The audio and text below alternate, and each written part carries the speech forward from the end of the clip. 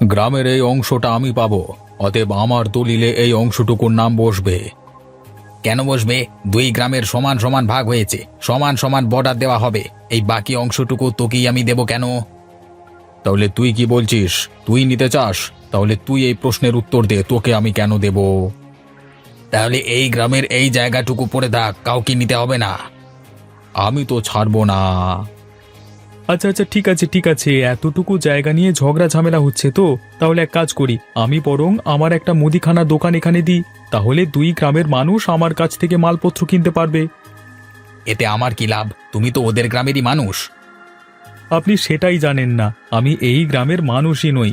আমি ছোটবেলা থেকে মামার বাড়িতে মানুষ, এটা আমার মামার বাড়ি। অতএব আমি এখানে দোকান দিলে পুরো গ্রামের মানুষ যেমন আমার কাছ থেকে মালপত্র নিতে পারবে। আমি বছরের শেষে দুই গ্রামের মোড়লের কাছে এই জায়গা বাবদ কিছু টাকা কর দুজনকে সমান ভাগে ভাগ করে দেব, তাহলে তো আর কোনো ঝগড়া থাকলো না। আমিও রাজি, তবে একটা শর্ত আছে, দুজনের টাকার পরিমাণ কিন্তু সমান সমান হওয়া চাই। 19-20 হলেই কিন্তু আবার ঝামেলা হবে। আপনি কোনো চিন্তা করবেন না, আমি থাকতে গরমিল কিছুই হবে না।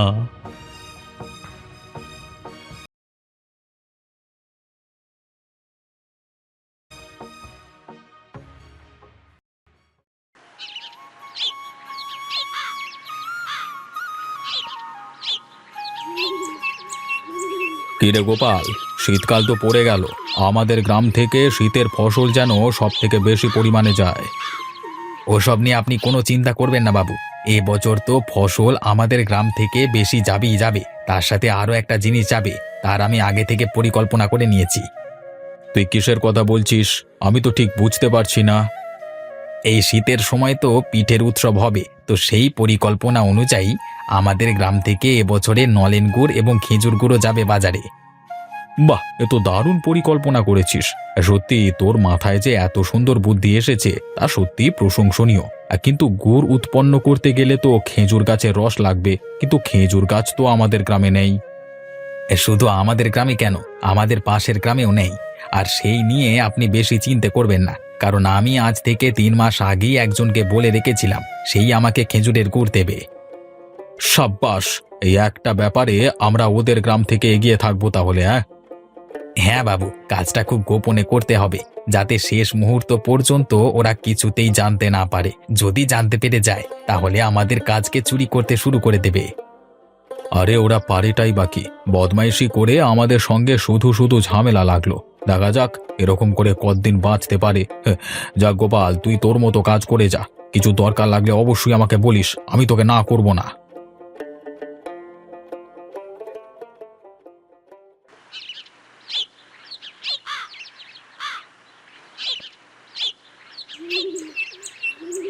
আরে রেশমা দিদি, এসো এসো, তা কি দেবো তোমাকে বলো। তুমি বাবু আমাকে আজকে 1 কিলো চাল দাও দেখি ভাতের। আমি কিন্তু হাফ টাকা দিতে পারবো, হাফ টাকা কালকে দেব, হবে তো? তাহলে তুমি বরং হাফ চাল নিয়ে যাও, কালকে অর্ধেক চাল এসে নিয়ে যেও। বাবা, তোমার দেখছি খুব চেটাং চেটাং কথা হয়েছে। সেদিন আমাদের বাবু ঠিকই বলেছিলেন তোমার নিজের গ্রামের প্রতি একটু পক্ষপাতিত্ব আছে, সেটা তো দেখতেই পাচ্ছি। এসব কি বলছো দিদি? দেখো দিদি, আমাকেও তো মালপত্র তুলতে হবে দোকানে, এভাবে যদি সবাইকে ধার বাকি দিই তাহলে তুমি সবাইকে ধার বাকিতে দিতে পারছো, আর আমার বেলায় নেকামো। হয় তুমি ধার দেবে, নয়তো আমি মোড়ল মশাইকে গিয়ে নালিশ করব যে তুমি পক্ষপাতিত্ব করছো। আচ্ছা আচ্ছা ঠিক আছে, তুমি যা নেবে নাও, আমার কোনো অসুবিধা নেই, তবে কালকে কিন্তু টাকাটা দিয়ে যেও।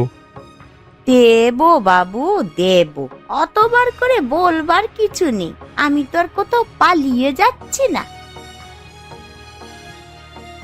রতন ভাই, কি করছো? এই যে বৌদি, এই রেশমাদিকে কিছু জিনিসপত্র দিচ্ছি। আমাকে একটা হলুদ আর একটা লঙ্কার প্যাকেট দিও তো। দাঁড়াও বাপু দাঁড়াও, অত তাড়াতাড়ির কি আছে? দেখতে পাচ্ছ না আমাকে মাল দিচ্ছে? আমি তাড়াতাড়ি করিনি তো, আমি তো শুধু বললাম। আরে বুঝি বুঝি, সবই বুঝি, আমাদের গ্রামের লোকেদেরকে টেক্কা দেওয়ার চেষ্টা তো। ভালো। আমি তোমাকে আবার টেক্কা দেবার চেষ্টা করলাম কোথায়? আমি তো শুধুমাত্র এখানে এসে দাঁড়ালাম। তুমি এরকম করে বলছো কেন দিদি? বৌদি তো এখানে এসে শুধুমাত্র আমাকে কথাটা বললো। দেখলে রতন, তোমার কেমন পক্ষপাতিত্ব? হ্যাঁ, তুমি সঙ্গে সঙ্গে ওর দলে হয়ে গেলে। এতে দলবাজির কি আছে? ভুল কথা বললে নিশ্চয়ই রুখে দাঁড়াবে। এই যে রেশমা দিদি, তোমার চাল তুমি নিয়ে বাড়ি যাও এখন, কালকে বরং সমস্ত পয়সাটা দিও। এই আমাকে বিদেয় করবার ধান্দা তো? বেশ, দেখে নেব। এবারে বাজারে দেখে নিও, আমাদের গ্রামের সবজি বেশি উঠবে। হ্যাঁ হ্যাঁ, দেখে নেব। এই সবজিতেই তো সারা জীবন আটকে থাকলে এবারে বাজারে আমাদের ব্যবসাটাও দেখে নিও, একেবারে চমকে উঠবে। কেন গো, তোমরা আবার কি নতুন কোনো ব্যবসা শুরু করছো নাকি? সেটা সময় হলেই দেখতে পাবে, এখন থেকে বলে তো কোনো লাভ নেই। সময় আসুক, তখন বুঝবে। তুমি কিসের কথা বললে বৌদি? আছে আছে, সেই জিনিসটা আমি এখন বলবো না। এখন বললে আবার অসুবিধা হবে। কিন্তু তুমি এমন একজনকার কাছে মুখ ফসকে কথাটা বলে ফেললে না, এখন দেখো আবার কি হয়।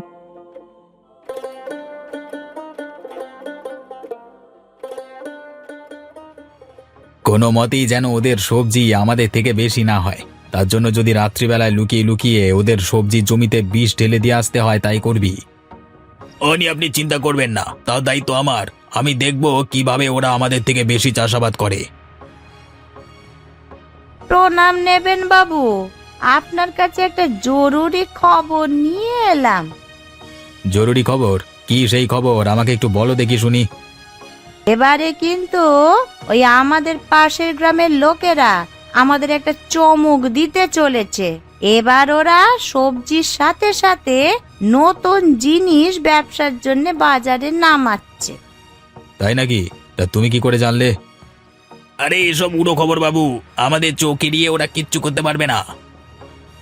ওইটাই তো ভুল। আমি আজকে বিষয়টা সম্পর্কে সন্দেহ করেছি। কি জিনিস বাজারে নামাবে সেটা বলতে পারবো না, তবে ওরা কিন্তু আমাদেরকে টেক্কা দেবার জন্য উঠে পড়ে লেগেছে। তুই কোথায় শুনলি এই খবর? আমি ওই রতনের দোকানে গিয়েছিলাম, তা সেখানেই ওই খবর শুনলাম।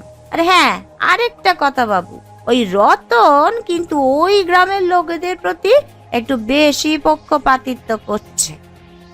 সেটা তো আমারও সন্দেহ ছিল, কিন্তু বছরের শেষে আমাকে টাকাটা ঠিকঠাকই দেয়, তাই জন্য তো আমি কিছু বলতে পারি না। কিন্তু নিখিল, তুমি ওই গ্রামের থেকে লুকিয়ে লুকিয়ে খবর নাও যে ওই গ্রামের লোকেরা বাজারে কি নতুন জিনিস নামাতে চলেছে, সেই মতো আমাদের প্রস্তুতি নিতে হবে।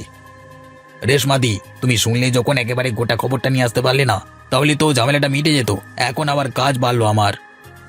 আমি শুনলাম তাই তো তোমাদেরকে এসে খবরটা দিলাম, না হলে তো তোমরা আবার জানতেই পারতে না। হ্যাঁ, সেটাও ঠিক। ঠিক আছে, আমি না হয় খবরাখবর নিচ্ছি।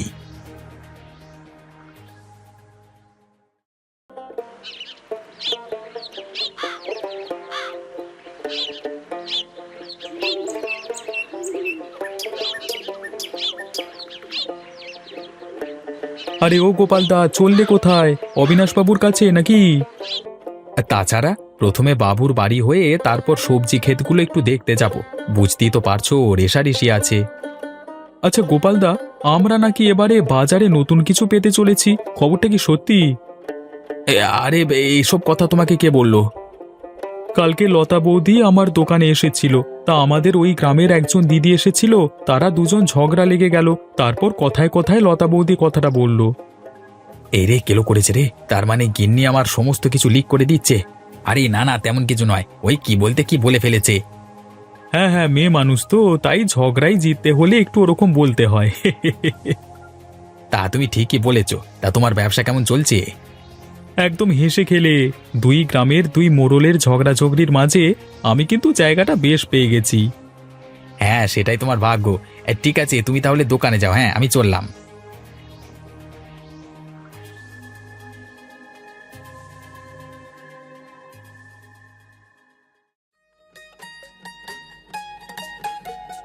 গিন্নি, আরে ও গিন্নি, শোনো শোনো, তোমার সঙ্গে একটু জরুরি কথা আছে।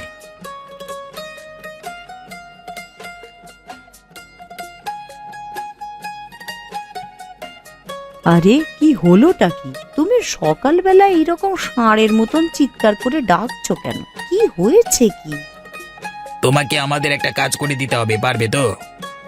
কাজ? কি কাজের কথা বলছো বলো তো? তোমাকে ছদ্মবেশে ভালো মানুষ সেজে আমাদের পাশের গ্রামে গিয়ে কিছু তথ্যাদি সংগ্রহ করতে হবে।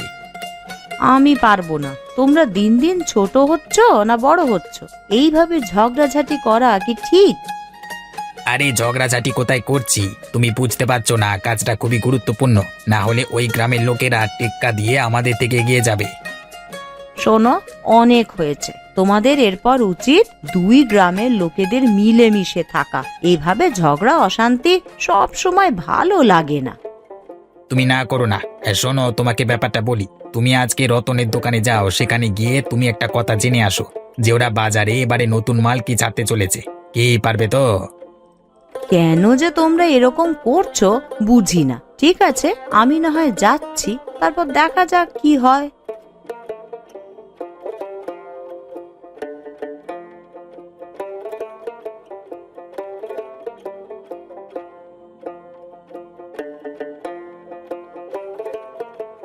না না গিন্নি, তুমি কিন্তু কাজটা ঠিক করনি। ওরা যদি জানতে পারে যে এবছরে শীতের বাজারে খেজুর গুড় আর নলেন গুড় আমরা বাজারে আনতে চলেছি, তাহলে কিন্তু সর্বনাশ হয়ে যাবে। তোমাকে আমি বলেছিলাম বলে তুমি যাকে তাকে বলে বেড়াবে, সে তো হয় না। আমি কিছুই বলিনি। আমি শুধু বলেছি এবারে বাজারে আমাদের বেশি লাভ হবে।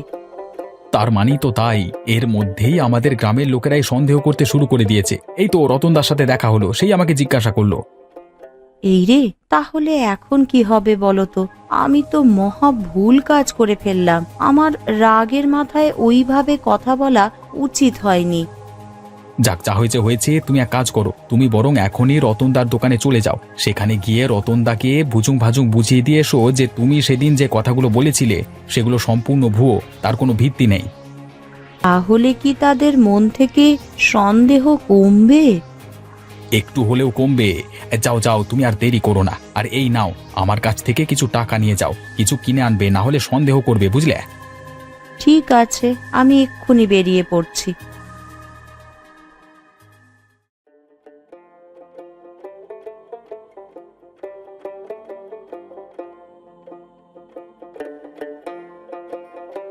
আরে ওই তো, ওই লতা বৌদি চলে এসেছে। তুমি বরং ওকে জিজ্ঞাসা করো, ওই ভালো বলতে পারবে ব্যাপারটা। কি হয়েছে গো রতনদা? তোমরা কি নিয়ে কথা বলছো? এই যে লতা বৌদি, এই নীলিমা বৌদি বলছে আমাদের শীতের বাজারঘাট নাকি খুব একঘেয়ে হয়ে গেছে, নতুন কিছু পাওয়া যায় না, সে কথাই বলছি আর কি। আরে আর বলো না, এই দুই গ্রামের এই মোড়লের ঝগড়া একদম আর ভালো লাগছে না। কোথায় দুই গ্রামের মানুষ মিলেমিশে থাকবে? তা না। ঠিকই বলেছ, এই তোমাদের দুই বউয়ের দুই গ্রাম একদম দুরকম, একে অপরকে সবসময় টেক্কা দিতে চায়। আমার বাপু আর বিশেষ ভালো লাগছে না। রতন, তুমি একটা কিছু উপায় বার করো দেখি, যাতে দুই গ্রামের মধ্যে আবার আগের মতন এই ভাব জন্মায়। আসলে কি জানো তো, দুই গ্রামের মধ্যে ঝগড়া লাগানোর মূলে হচ্ছে তোমাদের গ্রামে থাকা কিছু পাড়ার কাকিমা। এদের খেয়ে দিয়ে কোনো কাজকর্ম নেই, শুধু লোকের নিয়ে উল্টোপাল্টা চর্চা করে আর মাথা গোলায়। তুমি ঠিকই বলেছ। তার মধ্যে অন্যতম শ্রেষ্ঠ হচ্ছে দুজন, ওই রেশমা আর ওই পূর্ণিমা। পূর্ণিমা তো আমাদের গ্রামের, সে তোমাদের গ্রামে যায় নাকি? বাবা, ওদের মধ্যে ভাব দেখে তোমার মাথা খারাপ হয়ে যাবে। তুমি ওদের দেখে ভাববে যে আমরা কি জন্যে ঝগড়া করে থাকি। তাহলে এই ব্যাপার, মানে আমাদের দুই গ্রামের কিছু খারাপ মানুষ তলে তলে নিজেদের মধ্যে ঠিকই সম্পর্ক বজায় রেখেছে, আর ঝগড়া করে মরছি আমরা। রতনদা, আমাদের কিন্তু এই ঝগড়াটা শেষ করা দরকার। তুমি একটা কিছু উপায় বার করো। আমাদের দুই গ্রামের দুই বৌদি যখন রাজি আছে, আমি তখন নিশ্চয়ই এর একটা বিহিত করব।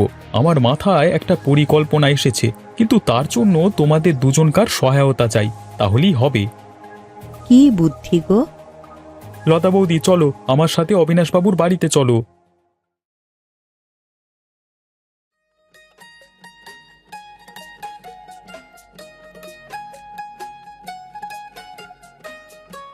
আরে রতনদা, গিন্নি, তোমরা এখানে এই সময় কি করছো? প্রণাম নেবেন অবিনাশবাবু, আপনার জন্য কিছু এনেছি আমরা।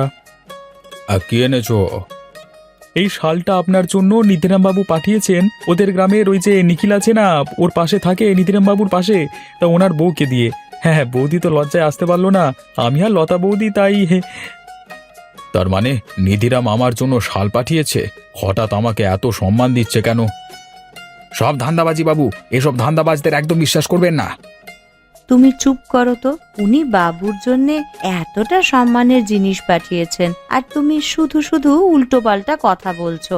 এখন বাবুরও উচিত ওনার জন্য কিছু পাঠানো। কথাটা তুমি ঠিকই বলেছ লতা, যেহেতু ওরা আমাকে সম্মান দিয়েছে, আমি তো এড়িয়ে যেতে পারি না। তাই আমিও ওর জন্য একটা শাল পাঠাচ্ছি তোমাদের হাত দিয়ে। তুমি ওদিকে দিও, কেমন? আপনি কোনো চিন্তা করবেন না, আমরা দিয়ে দেব।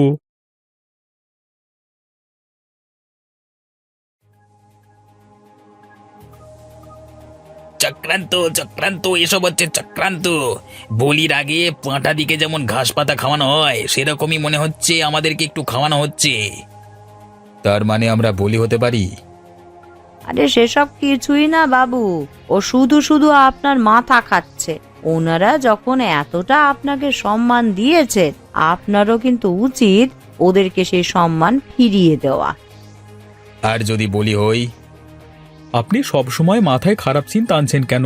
কিচ্ছু হবে না, আপনি বিশ্বাস করুন। না হলে অবিনাশবাবু যেচে এসে আমাদেরকে বলতেন না যে ওই গ্রামের সঙ্গে সম্পর্ক ঠিক করে নেওয়া উচিত।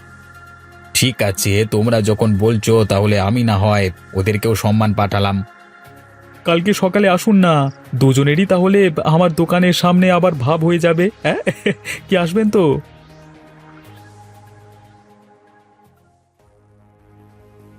এ কি শুনছি গো রেশমাদি? কি শুনছ? আমি তো কিছুই বুঝতে পারছি না।